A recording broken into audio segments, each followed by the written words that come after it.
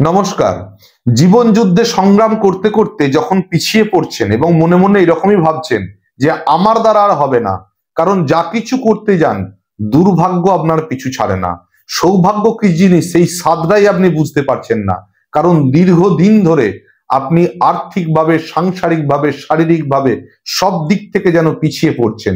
মনে হচ্ছে জীবনটা রাখাই বৃথা, আত্মহত্যা করাটাই আমার জন্য শ্রেয়। এইরকম খাদের কিনারায় যারা পৌঁছে গেছেন তাদের উদ্দেশ্যে বলছি আজকের ভিডিওটা আপনাদের জন্য।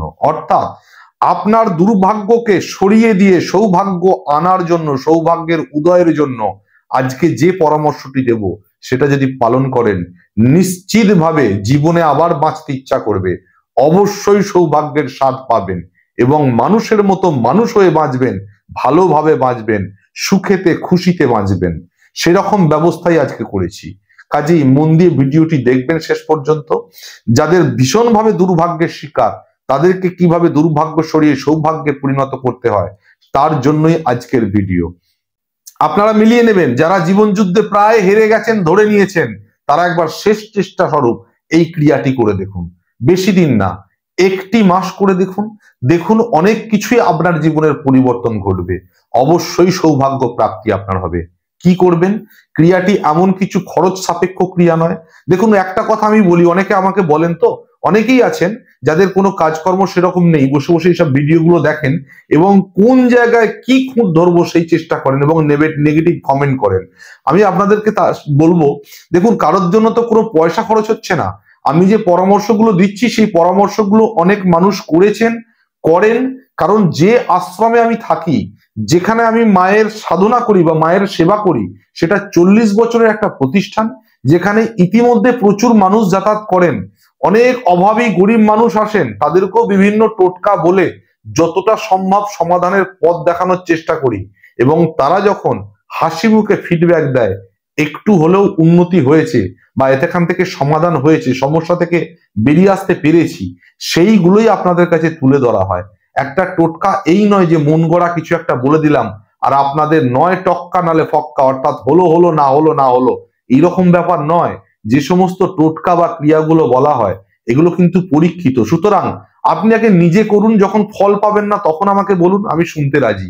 আপনি করলেন না, শুধুমাত্র শুনলেন আর শুনেই আপনি মন্তব্য করে বসলেন যে এটা বেকার বা এটা করা বৃথা, মানুষকে এভাবে বিভ্রান্ত না করাটাই ভালো। আপনারা অনেক সময় বলছেন আমরা নাকি বিভ্রান্ত করছি। আচ্ছা, আমরা বিভ্রান্ত কিভাবে করলাম?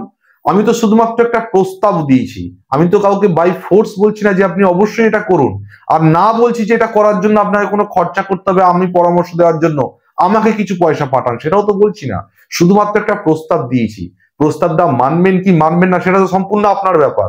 আপনারা অনেক সময় সিনেমা দেখতে যান, সিনেমা দেখতে গিয়ে অনেক কিছু দেখেন যেগুলো অবাস্তব, সেটা পেয়ে আনন্দিত হন, সেখানে সমালোচনা আপনার মুখে আসে না।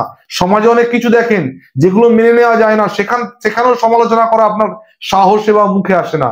কিন্তু আমাদের মতো মানুষগুলো যখন কিছু পরামর্শ দেওয়ার চেষ্টা করি, তখন আপনাদের যত রকম সাহসিকতা বেরিয়ে আসে, যত রকম সমালোচনা করতে ইচ্ছা করে।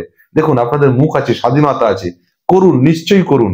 তবে জেনে রাখবেন, এই নেগেটিভ মন্তব্য করতে করতে, নেগেটিভ চিন্তা করতে করতে কিন্তু একদিন জীবনটাই আপনার নেগেটিভ, মানে পিছিয়ে না যায়।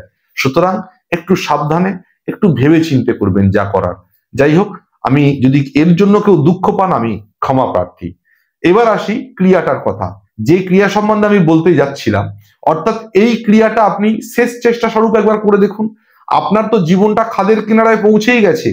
যদি সেই মুহূর্ত আমার বলাই কিছু কথা পরামর্শ হিসাবে আপনি মেনে একটুও সুফল পান, তাহলে আপনিও খুশি হবেন, সাথে সাথে আমিও খুশি হব। সেই চেষ্টাটাই আমি সবসময় করে থাকি। কি করবেন?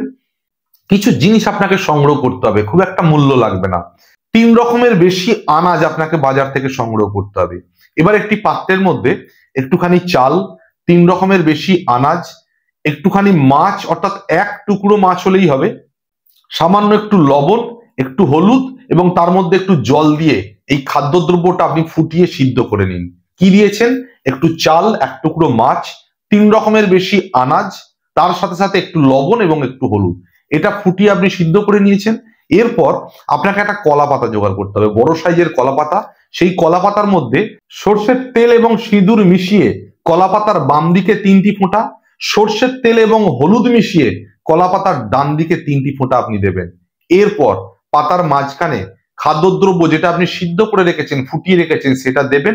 রাস্তার কুকুরকে দান করবেন। কোন দিন দেবেন? শনিবার বার বেলায়, অর্থাৎ 12টা থেকে 3টের মধ্যে, দুপুর 12টা থেকে 3টের মধ্যে রাস্তার কুকুরকে আপনি অন্ন হিসাবে এটা খেতে দিন। এবং এই কাজটা আপনি অন্তত 4টে শনিবার করে দেখুন। আপনার যেমন মনে হচ্ছিল যে দুর্ভাগ্য পিছু ছাড়ছে না, জীবনটাকে প্রায় শেষ করে দিতেই চাইছিলেন, সেই অবস্থা থেকেও আপনি ঘুরে দাঁড়াবেন। কোনো না কোনো একটা সূত্র থেকে আপনার বাঁচতে ইচ্ছা করবে, সুফল পাবেন, অবশ্যই সৌভাগ্য প্রাপ্তি হবে।